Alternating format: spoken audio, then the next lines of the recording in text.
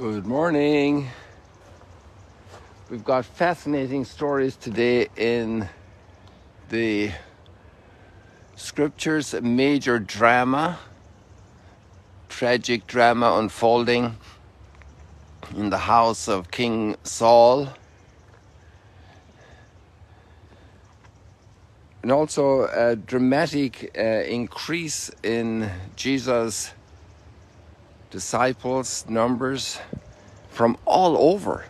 And that's why I'm starting here at the map, because we mentioned Tyre and Sidon. Let me just show you from where I am here. You see those mountains up there on the border of Lebanon? Well, Tyre and Sidon are in present-day Lebanon, and I will see that better when we go down to the lake shore in a few minutes. We can view that mountain range. That's just the beginning of it. On our side, it goes much further west. And here we have Tyre and Sidon here on the map, you see? In Phoenicians. And then we have Judea is mentioned. So we have to go down to Jerusalem, which is on the border of Benjamin and Judah. Jerusalem, you can read upside down, right? Jerusalem. And then we have all across to from the Golan, the Decapolis. That's a huge area from right across the lake here down to the present-day capital of Jordan. And from Syria, which is over there, we'll go over and see that now. And this whole area is where the people are walking. They're coming with their sick, because they want to meet Jesus.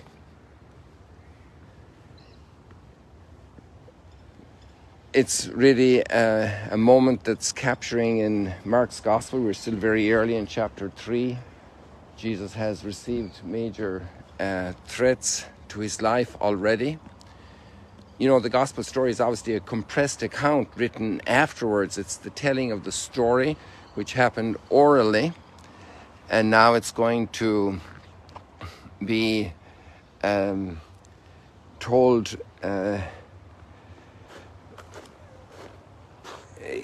in like it's summarized story, really summarized, and different approaches, different mentality in each of the Gospels, and that's wonderful because it's like 4 different accounts of basically the same story, but with many different incidents. Just like if you had 4 family members tell their experiences of Christmas shopping, they all went out together, but they all had different experiences, even though it was just one very small, simple world that they were in together. Or go on a trip or a vacation, and they have different stories they're telling their friends, what impressed them, what memories they have from their family vacation.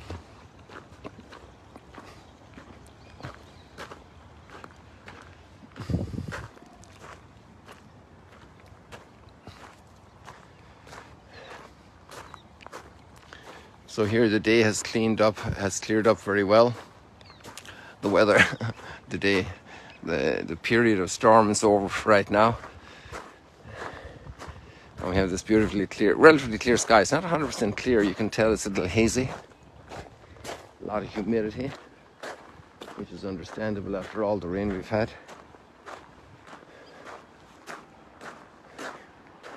And humid cold feels colder than brisk cold, just like humid heat feels more heavy.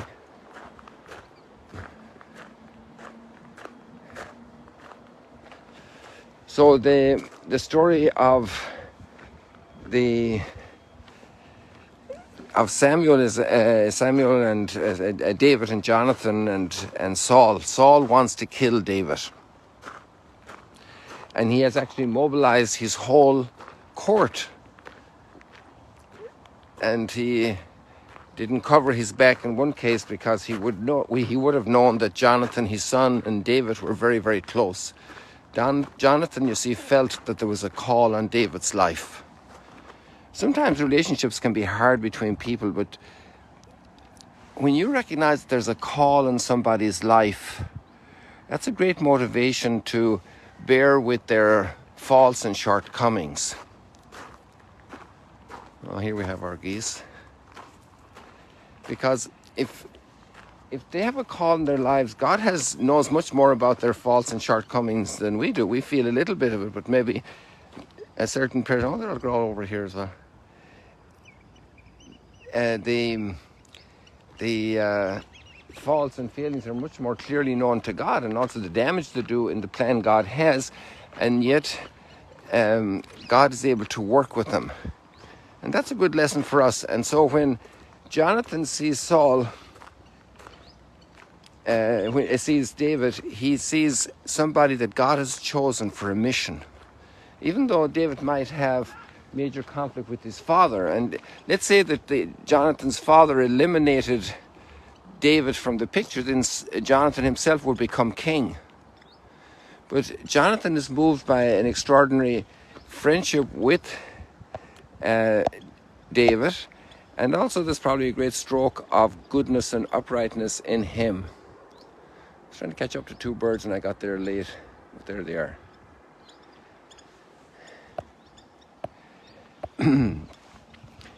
So what we find in Saul, his downfall, is his two things probably: his attachment and his envy. His attachment and his envy. He's attached to being king, and you see, he's chosen by God to be king for as long as God wants. He's chosen as long as God wants. But he's attached, he wants to keep it longer than God wants. Or he wants to do it differently than God wants. So it has become a selfish possession. Like, how many creatures that are good and beautiful, that we love, become selfish possessions? And we no longer see them as entrusted to us by God, but we hold on to them like we had made them, they are ours. A lot of water flowing over there. So that's part of the weakness that Saul has allowed into his life, that he allows creatures to have an outsized role in his heart. Oversized. You know, when you're wearing shoes that are too big, you just can't walk with them. When you have too much affection to creatures which they don't deserve, your life goes off balance. Imagine a car with one wheel that's 6 inches bigger than the others. You won't be able to drive on the freeway at 100 kilometers an hour. You're going to have some major potential trouble. You could go at 15 miles an hour real slowly with great care, because you know you got a problem. So that's one. And then the other one is envy. When we see somebody doing well in a way that we'd like to be doing well,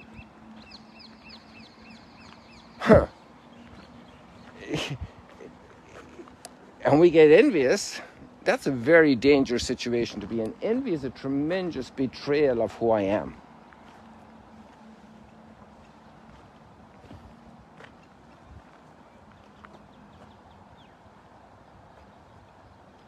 Envy is a tremendous betrayal of who I am.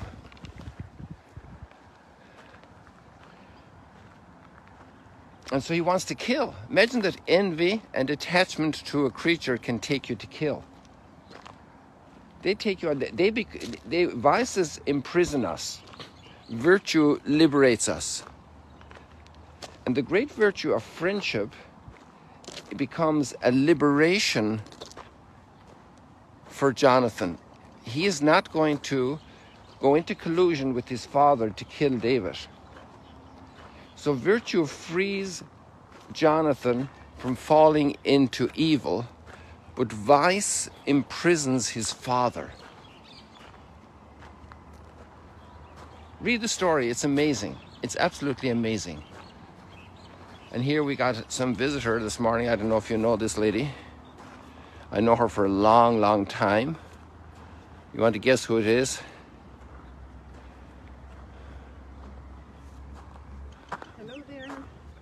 Celine, when were you on the last time on the live stream? Before I went, at the end of October. End of October, and now we're in the middle of January, so it's almost 3 months. Yes, exactly. Wow. So time has passed. You're going to talk up strong as well. Yes. so Well, that they can hear you. I've been to the United States, Let's get you over here in the and sunshine. to, We have some nice geese over here. to Mexico, and to Guatemala.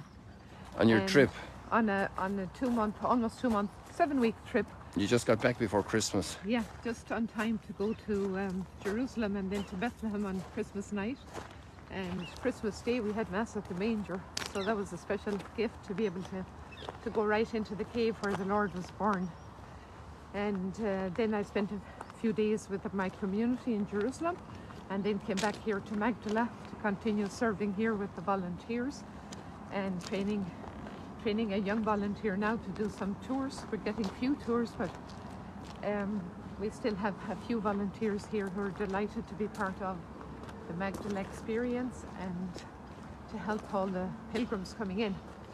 And my plan is, God willing, to return to the United States and Canada perhaps after this in February and March, and then to return here again in April. And the idea is to use time well, because during this time, sadly, the war continues and we don't have really very many pilgrims here. And so if I go out, then I can offer retreats and talks like I did during Advent, preparing for Christmas, and now probably preparing for Lent. And this would be an opportunity to just to share the faith, to share the journey, and to help people and encourage them.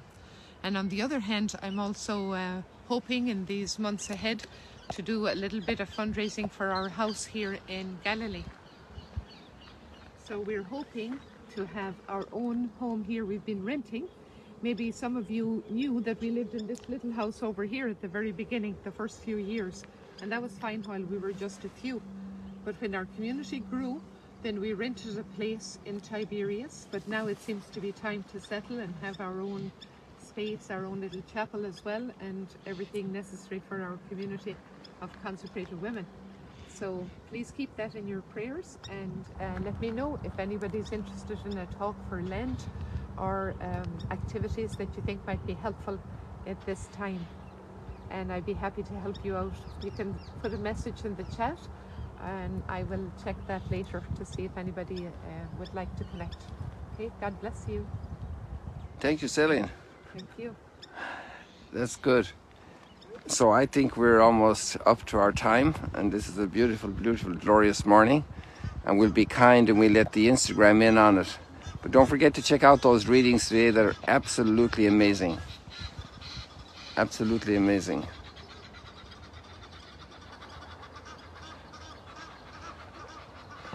Oh, by the way, if you want to reach Celine, we should mention her, maybe how would they reach? Just to write to Magdala, or to write to your email, or how would you like? Yeah, you could use my email, that is ckellyclancy@gmail.com, or send me a WhatsApp. Some of you already have my WhatsApp number, or I think that would be the best way.